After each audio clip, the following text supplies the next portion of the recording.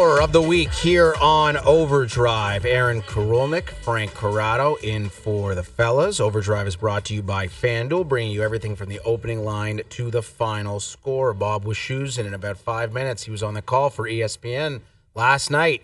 The Americans beat up on the Finns 6-1, Frank, setting the stage for what should be an incredible night at the Bell Center, Canada, USA tomorrow night. And we've had so many different discussions about Crosby and his legacy while wearing a Canadian jersey. John Cooper says he will go down as the greatest player to ever represent his country. And I think for Sid, well-timed, right? I mean, all these Olympic Games that he was fortunate enough to play in. I think with Wayne Gretzky, our enduring image of him as a best-on-best participant is him sitting on the bench in Nagano with his head hung while he wasn't selected by Mark Crawford in that shootout, right? That's kind of how we remember Gretzky's international resume, which, of course, was extremely decorated, but the Olympic Games weren't a thing that NHL players were playing in at the time, and now they are, of course, and we have this international schedule that's built back in.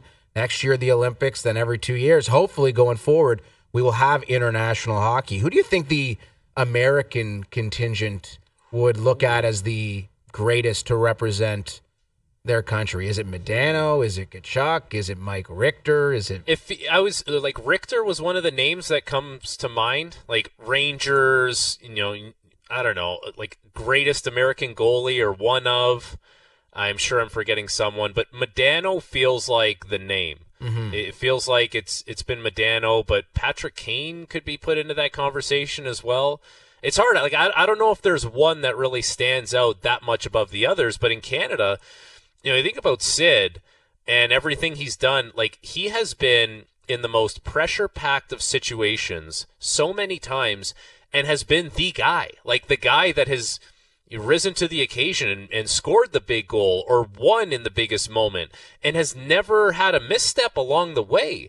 And he's like the captain, the best player, all eyes are on him, and just has never really deviated from being the guy. Like, it's incredible. Like, it's really incredible. It's hard to put into words what this guy has been able to do on the international stage playing for Canada. Yeah, I mean, the golden goal back in 2010. And, of course, he was the World Cup of Hockey MVP in 2016, the last time we saw best on best. And now he puts up 3 assists in the opening game for Canada against Sweden. So let's head down to Montreal now and catch up with Bob Wischusen, the voice of the Four Nations face-off on ESPN. He was on the call last night for the Americans and the Finns. Bob, good evening. How are you? I'm doing great. How are you guys? Excellent, thank you. Why don't we start with this, a question I posed to Frank just moments ago. If Sidney Crosby is regarded as the best international hockey player for Canada, who would be the best international hockey player for the United States, in your opinion? How about anybody named Tkachuk? Well, yeah. Keith Tkachuk. I believe he's the all-time goal leader in best on best for the Americans, if I'm not mistaken. Yeah, can I make that just a family honor after last night? After last night, 2 goals apiece for Matthew and Brady. I don't see how you could possibly have any issue taken with that, right? Yeah, I mean, imagine being Keith and watching that, right? I mean, that's got to be as good as it gets. So what's it like wrangling around Ray Ferraro on the streets of Montreal? It's like being with the mayor, right? You can't get out of the building, so he's but every now and then, obviously, being able to talk height jokes with Ray is also fun too. He's a pretty good sport. We had him standing next to Jake Ottinger last night on camera, and it was like of mice and men. It was awesome.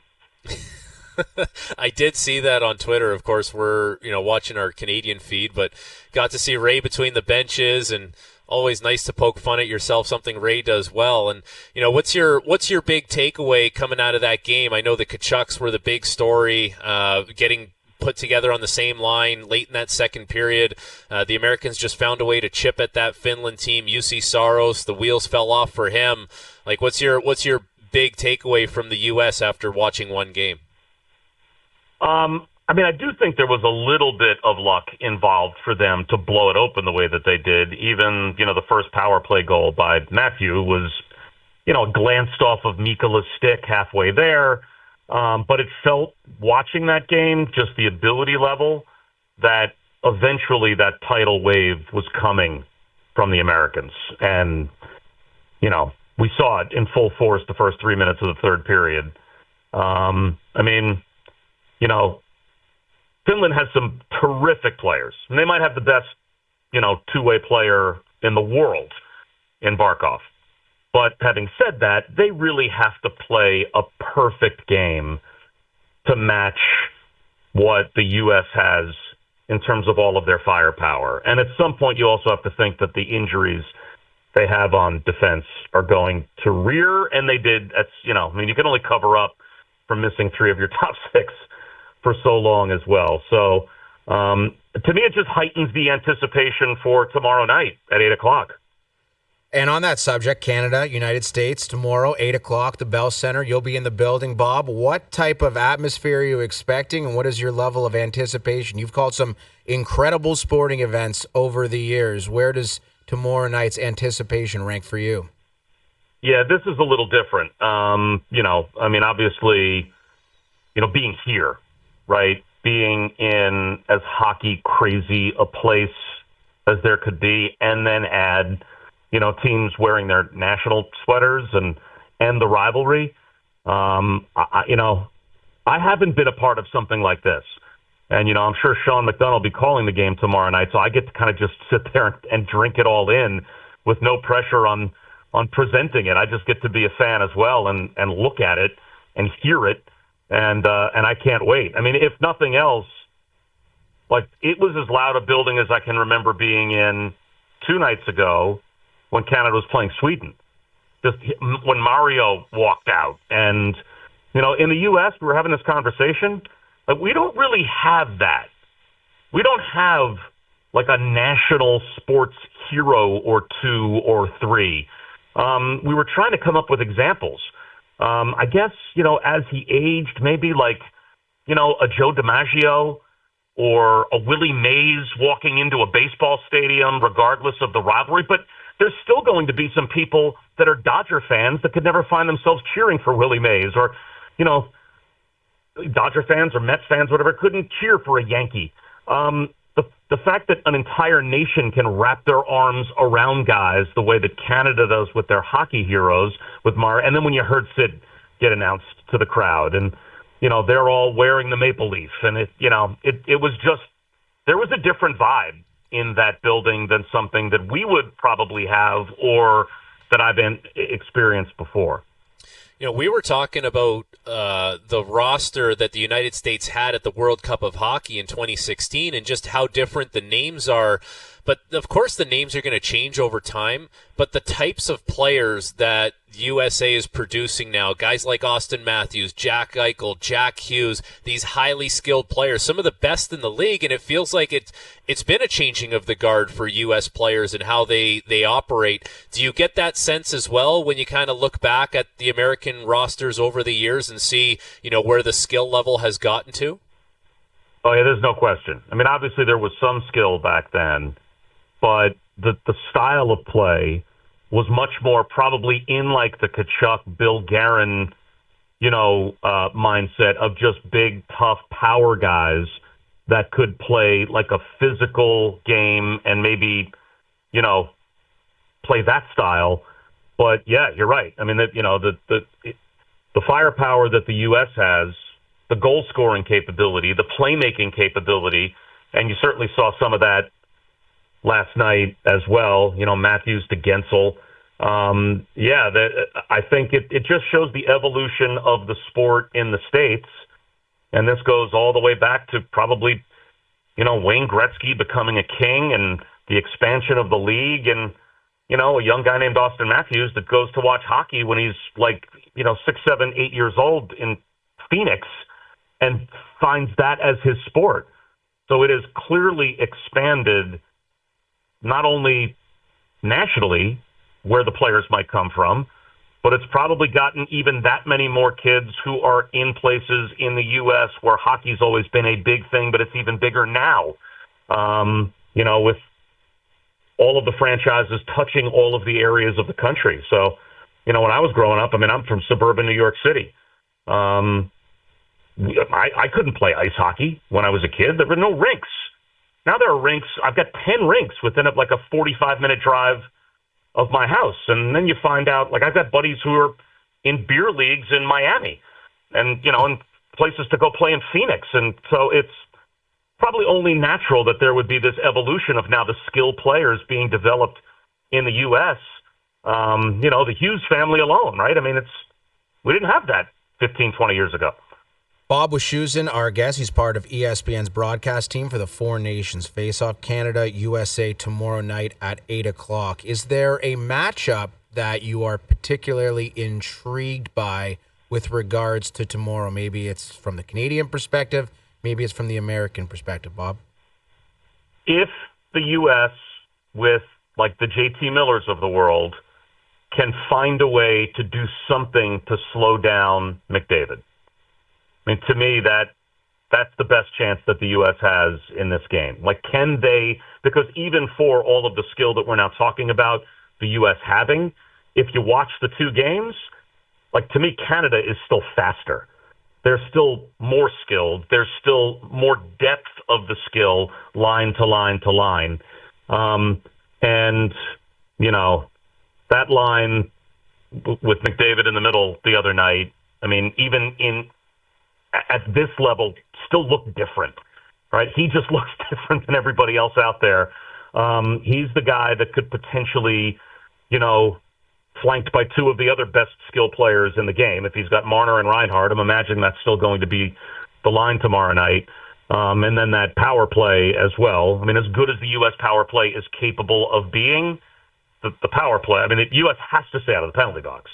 If they're in the penalty box 3 or 4 times in this game, how would you not think they probably wouldn't give up a couple of goals? So how they defend McDavid, if that falls to a JT Miller as best they can to try and match, and also can they not take penalties?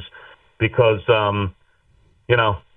we've got some guys that are pretty good at drawing and also pretty known for taking penalties in their NHL careers in this game. I guess on both sides with Marchand up there, but the Tkachuks find themselves drawing penalties, but also both in the penalty box a fair amount. That can't happen tomorrow night.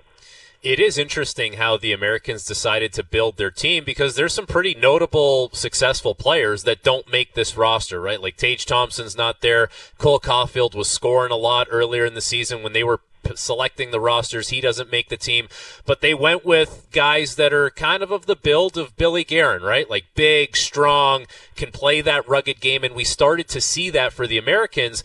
And as that started to happen, you can see their game coming to life. And I would say with Canada in their first game, clinical first period, highly fast-paced games period, and then there was a little bit of a lull for them. So they got to find that first period pace, and I think the Americans, they built some momentum. Is that how you see, both these teams headed into Saturday night?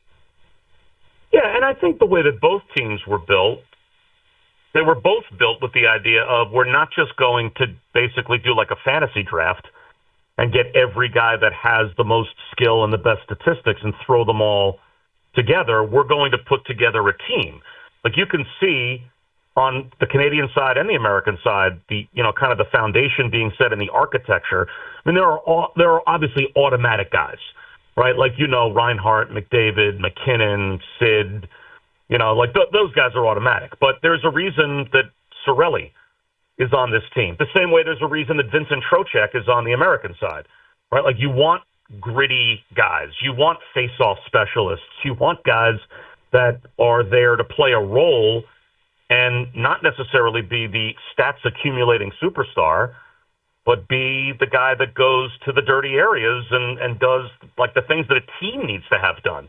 And so, I mean, it is interesting, and some of the names that ought to, kind of get left out that are on the bubble because they're not that type of player. They more mirror, like a Tage Thompson is obviously going to be more mirror the goal scorers that the U.S. already has. Well, I mean, Vincent Trocheck is 61% face-off guy. You want a guy like that because there are so many situations that can come up where he's out there just to do that job.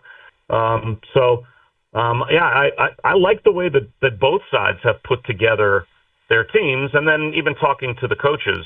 We talked to Mike Sullivan before the game yesterday, and I've certainly heard John Cooper. I've had him a couple of times this year for ESPN, for Tampa games, and, the conversation even leading up to this turned to, are you thinking about line combinations and who's going to play with who? And really fascinating to see the combinations, not only that they put together, but already some in-game adjustments, like putting the Tkachuk brothers together last night. They didn't start the game on the same line. And Dylan Larkin moved up. He wasn't with Boldy and Miller. He ended up with them. So the coaches are even tweaking their lines as the games go. Bob, with regards to the goaltending, of course, here in Toronto, in Canada, we're talking a lot about Binnington, the potential of going to Adin Hill tomorrow night. I don't think there's any contemplation from going away from Connor Hellebuyck. That first goal last night, certainly he would have loved to have back the Yoki Haru goal. But what is the level of confidence in Hellebuyck, especially considering some of his playoff performances have left a little bit to be desired? Yeah, he really wasn't truly tested last night. Really, I mean, how many true high danger chances were there last night? Now, look, I can't imagine if anyone tomorrow was given a game that they had to win and they had a choice between Connor Hellebuyck, Adin Hill, Jordan Binnington, that you wouldn't take Hellebuyck. I mean, he's kind of the runaway favorite right now to win his third Vezina and second in a row. How do you not take him? But you're right. When a guy's 2-12 in the playoffs, and these are as similar as you're going to get to an NHL playoff scenario, but not be the NHL playoffs, until he goes out there against, say, Canada tomorrow night and has one of those performances where he faces 45 shots and only gives up 3, because it could be that kind of game, or 2, and they win not around him, but maybe because of him.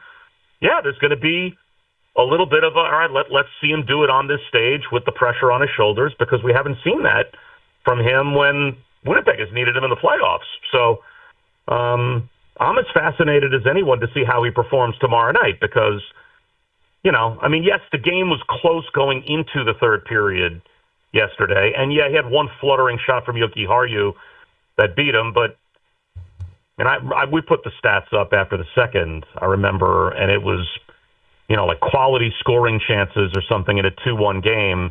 It was like the U.S. 13, 14, 15, and Finland had like 5 or 6. I mean, he was not tested in any way, shape, or form last night the way he's going to be tested tomorrow night. Bob, you're a very busy man. We appreciate your time. We know how much you love the National Hockey League, calling games for ESPN, and of course you do a great job calling games for the New York Jets as well. Of course, the Jets have been in the news of late this week, announcing that Aaron Rodgers will not be back in New York. What do you expect the Jets to do at quarterback, and what do you expect Aaron Rodgers' next career move to be? Aaron Rodgers isn't coming back? Yeah. Oh. Breaking news. Breaking news. I didn't know that. Oh, yeah. I was so immersed in the Four Nations that I was able to to avoid that one. Look, that was the number one question that everyone asked me, as you would with anyone surrounding the Jets over the past, probably since Halloween, when it was kind of obvious they weren't going to go to the playoffs. What do you think? You think Aaron Rodgers is going to come back next year? They're going to move on? And I kept saying the same thing over and over again. Well, until they have a coach and a GM, like decision makers in place, and then they sit down and actually look at the other options that are out there, how can you answer that question? Well, to their credit, the coach and the GM were put in place, and they very quickly answered that question. And I definitely understand why they feel the need to move on. It didn't work out. And no one's more disappointed than I am, not having the chance to call what I thought were going to be a couple of really fun seasons. But, they are now a brand new regime looking 3, 4, 5, 6 years down the road, and having a 41 going on 42-year-old quarterback, he does not factor into anything beyond at best 1 year. So I'm still very curious, because you still have to answer that question. So right now, I bet, if the three of us, and we got 3 or 4 more people sat around a table, and everyone wrote down on a piece of paper, hey, name the Jets starting quarterback on opening day, write it down on a piece of paper, and let's slide it to the middle of the table. I bet we could turn 6 pieces of paper over, and all 6 pieces of paper might have a different name. So I have no idea what they're going to do. Part of it is the draft. They've got the 7th pick. Now you're hearing rumors that the Giants, with the 3rd pick, they are a team that definitely needs a quarterback. They might make a run at Matthew Stafford. Well, if they make a run at Matthew Stafford, are they also going to draft a quarterback to sit behind Matthew Stafford? Or are they thinking he's going to be their guy for the next 3, 4, 5 years? Could one of these guys drop to 7? If all of a sudden one of these guys drops to 5 or 6, would the Jets have the firepower to move up a spot or two and go? And do they even have a belief in Shedeur Sanders or Cam Ward? So there's still a lot of balls in the air for them, but I do understand philosophically why they felt the need to move on from Aaron. Yeah, I think Aaron Glenn looking for a clean slate, and removing Rodgers from the equation gives him just that. Bob, thanks so much for the time. Great to have you on. Enjoy tomorrow night, man. I think both Frank and I are jealous that you're going to be there. You're going to be enjoying the festivities, and sadly we will not, but be a lot of great hockey to watch, and you'll be a big part of it for ESPN. Thank you for this. Yeah, I'm looking forward to it. And thanks for bringing up the Jets, by the way. That was nice of you. Yeah, you're welcome. You're welcome. I'm a Jets fan, Bob. Come on, I need the info. When Aaron Rodgers signed, he's like, all of a sudden, he's a Jets fan.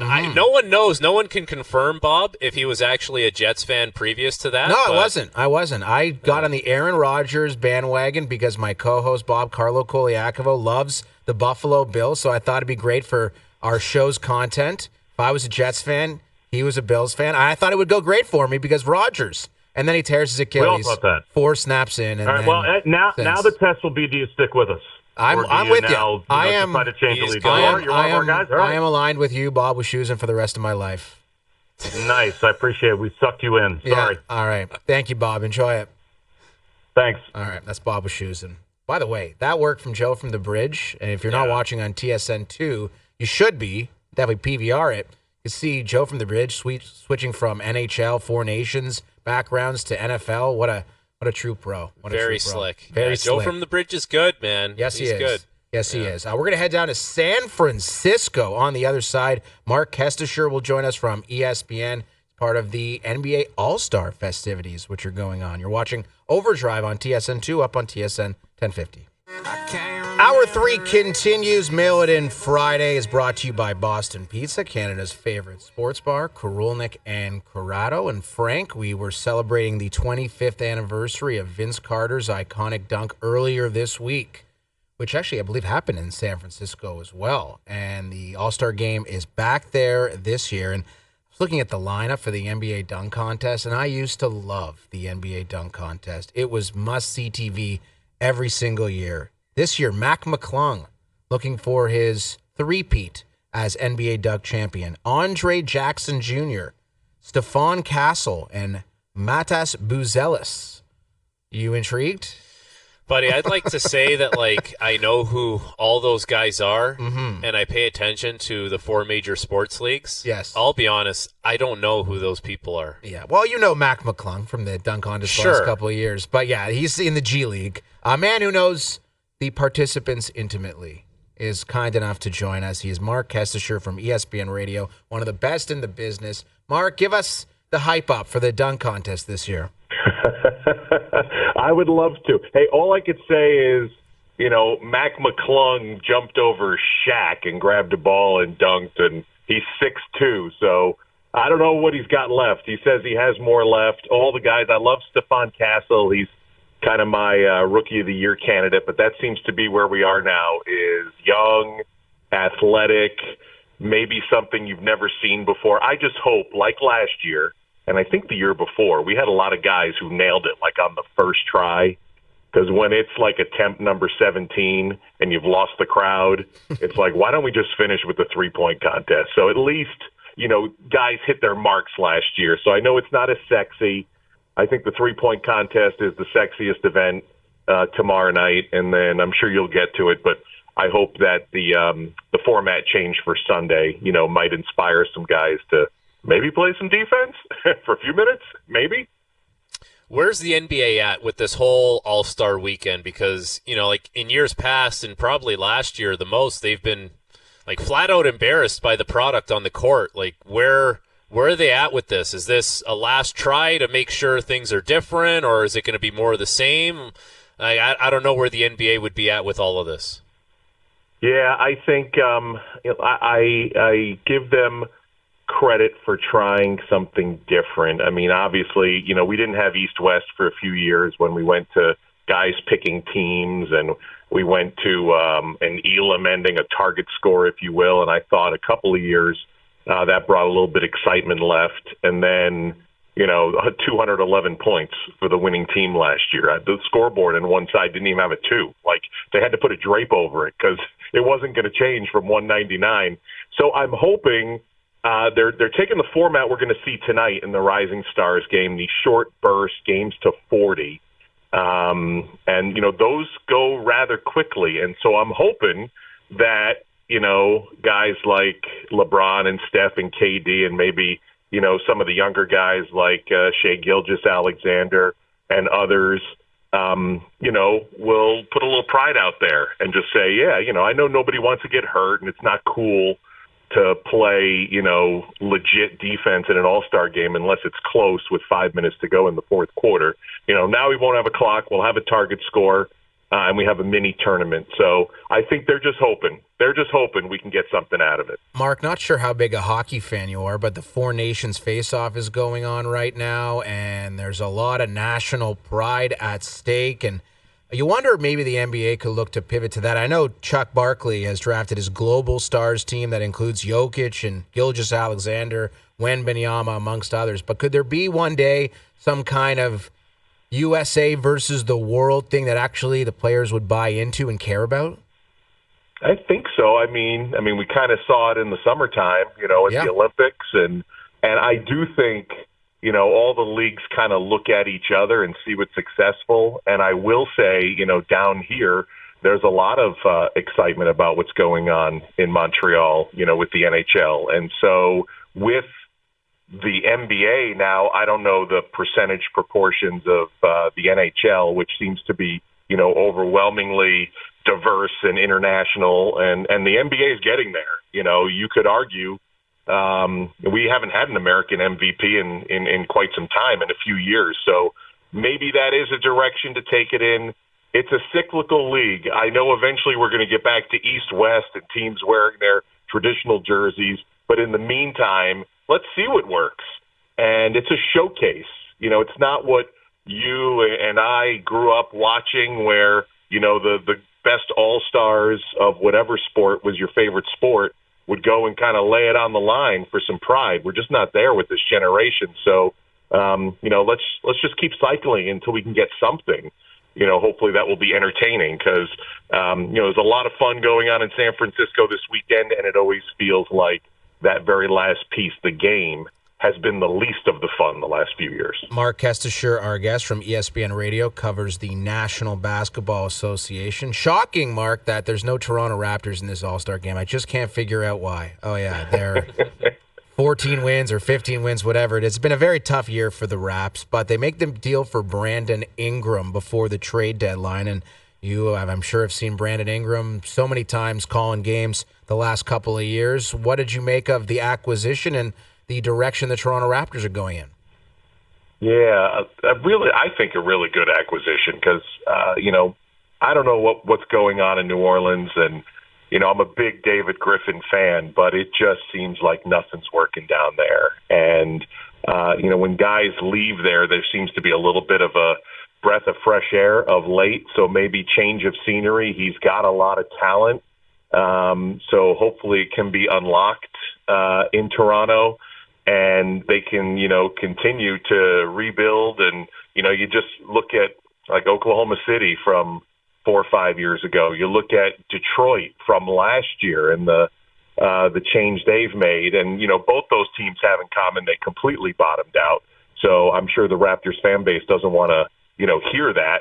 But, that's how those teams have made those turnarounds. And, sometimes, guys don't work out in other markets. Look at Luka going from Dallas to the Lakers. And, I'm not comparing Luka and Brandon Ingram, but just a change and an opportunity that maybe, fortunes will be changed. I think we do have one Raptor tonight, right? Grady Dick's going to be in the Rising Stars, and a former Raptor, I think, is going to be my choice tomorrow night. I'm going to sleep on it.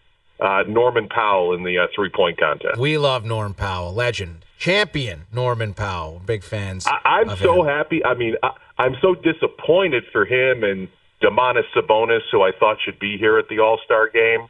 I hope he shows out tomorrow night because he's had a terrific two-thirds of a season so far for the Clippers. Mark, one guy who will definitely be a big part of the All-Star game is Shai Shea Gilgeous-Alexander, the pride of Hamilton, Ontario, represented Canada at the Olympics last year. We love him. And betting favorite pretty prohibitively to win the NBA MVP. Do you think SGA and the Thunder are real, legit threats to win the NBA title this year?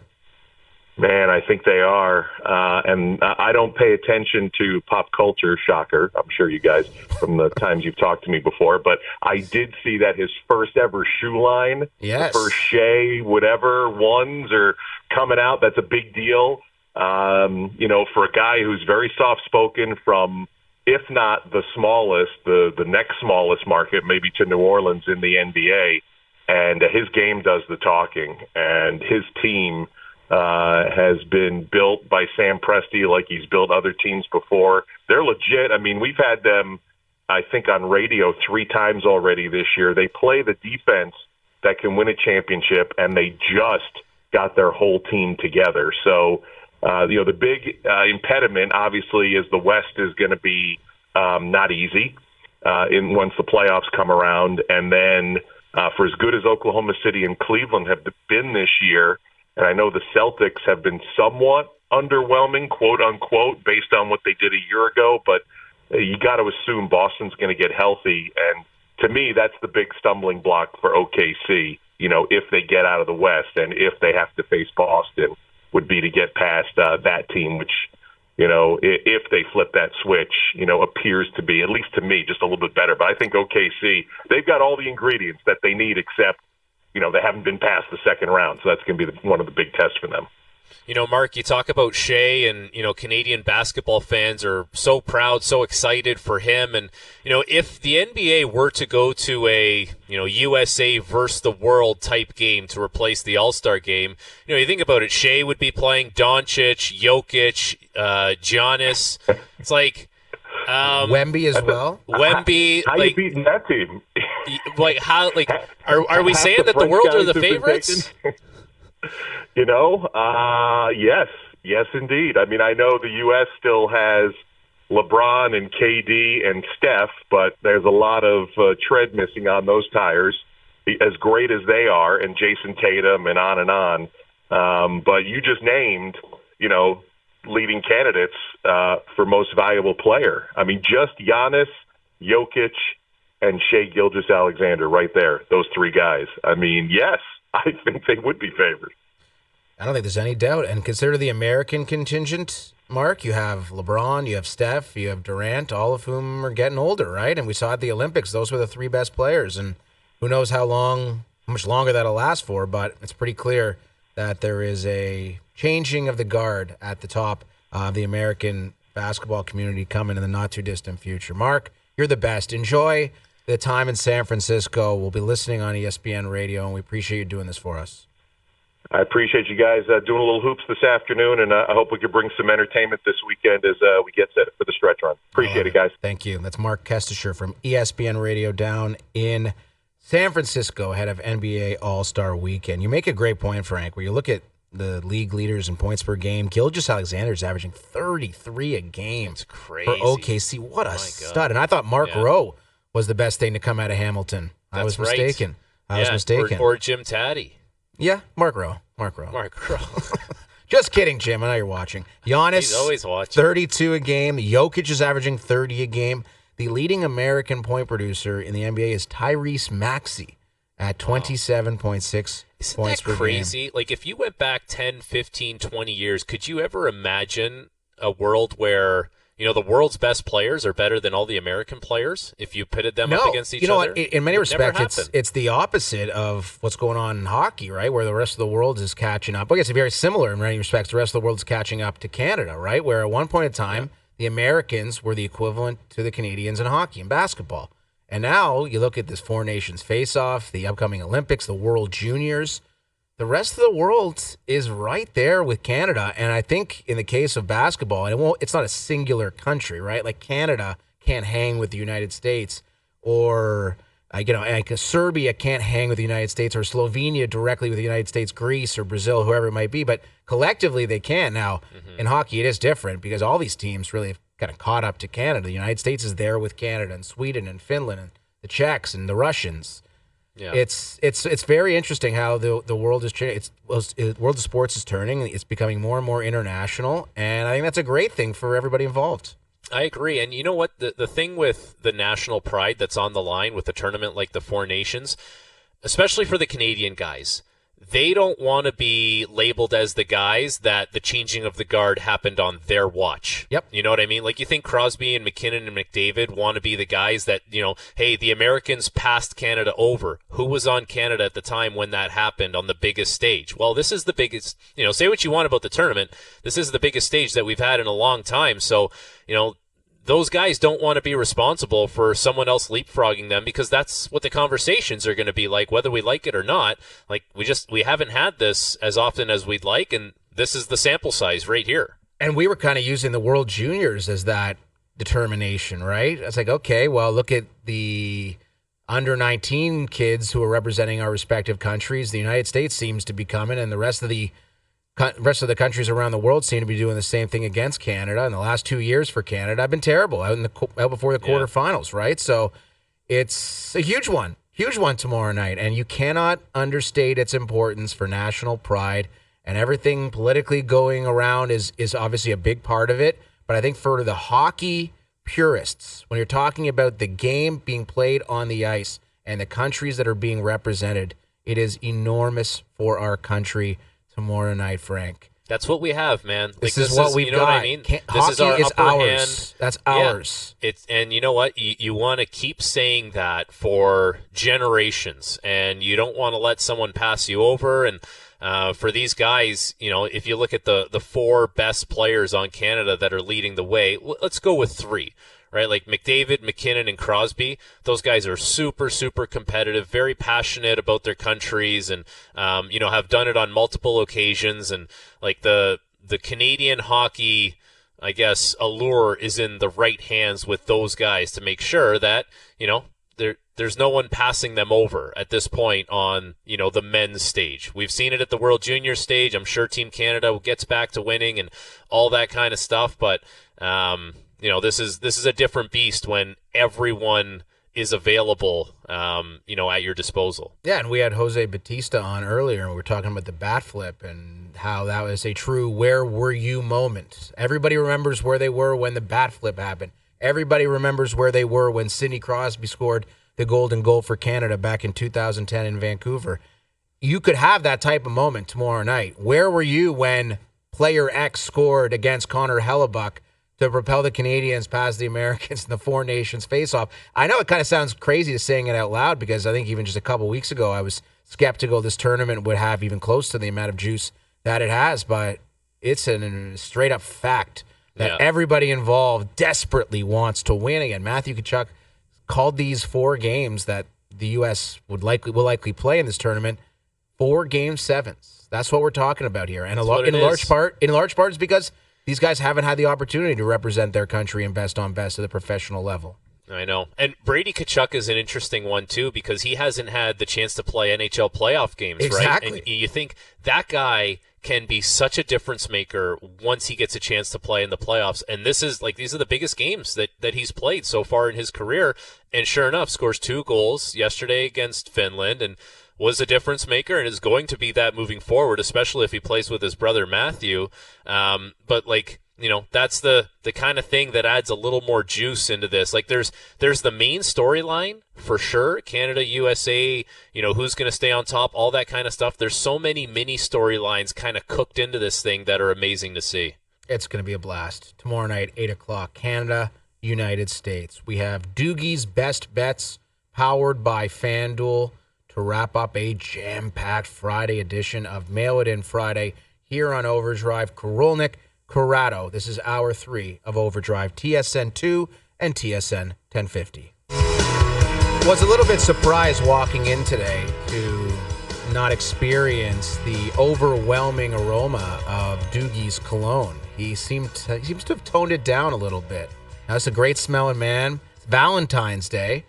Perhaps he's looking to attract a special someone with a little reduced cologne absorption, Frank. It's probably a good move. Yeah. Doogie, he's like a chemist with all the different colognes that he has. And Walter he's very proud of it. White. Doogie. Very proud of it. He's like, he'll tell you straight up, I got 3 on today. I got this one. I got 1 in the car, emergency one. I think he stashes one under the desk with JP there. It's crazy. Yeah, it's crazy Doogie what's going Pinkman. on. You watched Breaking Bad back in the day, Frank? Oh, yeah, it's one of my Yes. favorites. Yeah. Fantastic stuff. Been rewatching it lately. That and Entourage. I have a lot of free time. Well, you do have a lot of free time. Hopefully that changes with your Valentine's Day. You never know. You might meet that special someone tonight. Never know. But I feel like you watch Entourage like every year. You just roll through it. Yeah, it's on a I constant have a loop. serious obsession with Entourage. It's the best. I just try to live vicariously through their fictional lives, I suppose. That's what I suppose is going on. All right. If you were an agent, you would be like Ari Gold. I think that's very appropriate. I tend to agree. Today's best bets are powered by FanDuel. Make your picks and assemble a same-game parlay in seconds on the FanDuel Sportsbook app. Doogie has been dominating FanDuel all week long, and I expect nothing less tonight. Doogie, take it away. All right, boys, we're looking for a winner for Canada against the U.S. at Bell Center on Saturday night. Let's go with the safe route here. We're going Canada plus 1.5 alternate puck line. Oof. We don't know where this game's going to go. The stardom in this game is massive. So I'm going to take a safe route here. Canada plus 1.5. Connor McDavid 3+ shots. I think he'll be flying. Austin Matthews 3+ shots. I think he'll have a bounce back night against Canada. And Sidney Crosby, Captain Canada, to record 1+ point. That parlay plays plus 392 on the FanDuel Sportsbook app. Very nice. Plus 392. That's a good odds, Doogie. Well done. Today's best bets powered by FanDuel. Live same-game parlays are now available for every Four Nations face-off game on the FanDuel Sportsbook app. Please play responsibly. 18 plus, physically located in Ontario. Valentine's Day tonight and Four Nations face-off tomorrow. Sorry, Frank.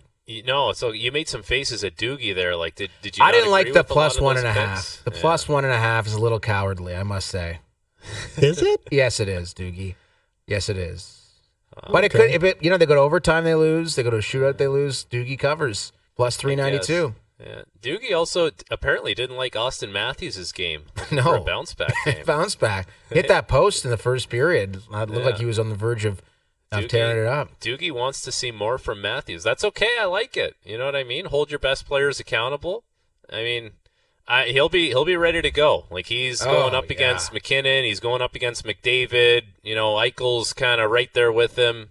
It's going to be awesome, man. I am so excited. I wish it was tomorrow today, but sadly I'll have to endure a lonely Valentine's Day instead. And then tomorrow. It's okay. You'll watch some Breaking Bad and some Entourage tonight. I'll watch some Breaking Bad and Entourage. That's what I'll do. That'll be the way I get through the evening. But yeah, tomorrow's going to be great. I'm excited for it, and perhaps I'll tell Doogie's best bets. What's your plan for the weekend, Frank? Big Valentine's Day celebration? No. Just honestly looking forward to this game. Like, you know what? We watch so much NHL hockey, right? And like, we watch the Leafs every Saturday. Like, we have to watch all these games, stay up late, watch late games. But to get one that really has something special about it, where like the superstar power, the national pride on the line, all these different storylines, this is a treat. Like, we watch so many mundane hockey games, and we love it. It's a great job. All that, like, it's all very valid. But to get to watch one in the middle of a season that is just loaded with the best of the best, I'm so looking forward to it. I think this is every hockey fan's dream, to be able to watch this kind of game and see these players playing in it. And I do wonder, and I know Bettman's very excited about the World Cup of Hockey, which will follow every Olympic game, so in 2028 and 2030. The investment in the World Cup relative to the Olympics going forward, I question that. In that best on best is back. Next year, the Olympics in Milan. It will happen.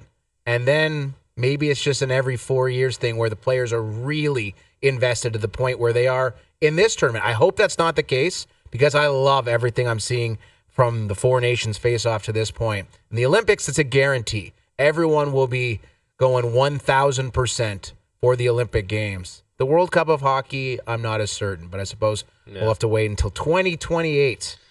to find that out, Frank. Let's just not wait another 9 years. No, you know, exactly. Like 9 years was way too long, and now, you know, it's culminating with this game, and there's more games to come after this, which is awesome. Yep, we got Finland, Sweden at 1 o'clock tomorrow. We have Canada and the Americans at 8 o'clock. I want to thank Doogie. I want to thank JP. I want to thank Joe from the Bridge. Fantastic work all week. I want to thank our audience as well. I think there's somewhat of a regular rotation back next week following the Four Nations face-off and Brian's vacation. I want to thank you, Frank, for being a great friend. Thank you, buddy. And a great co-host for all 3 hours today. Overdrive off until Tuesday, Family Day. Enjoy the long weekend, everybody.